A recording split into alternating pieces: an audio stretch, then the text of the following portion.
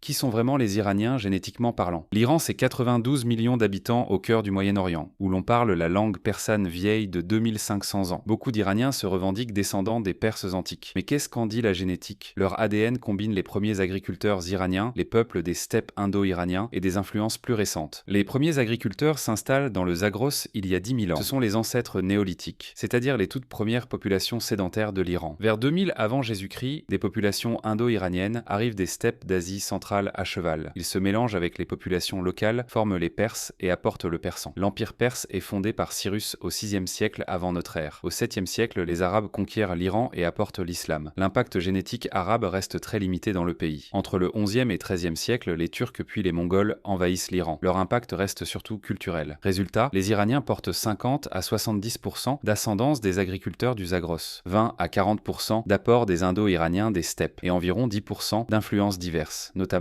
arabes et turcs. L'apport arabe reste minoritaire. Sur une carte génétique, les Iraniens sont les plus proches des Tadjiks, des Afghans, puis des Kurdes. Il y a une grande diversité en Iran. Les Persans ont plus d'ascendance des steppes. Les Azéris ont plus d'influence turque. Les Baloutches ressemblent davantage aux Pakistanais. Au final, les Iraniens descendent bien des Perses antiques, avec une continuité forte depuis 4000 ans. Leur profil est resté stable malgré les conquêtes. Ils sont plus proches de l'Asie centrale que du monde arabe. Abonne-toi si tu veux en savoir plus sur tes origines. Je poste tous les jours des vidéos sur la génétique des peuples.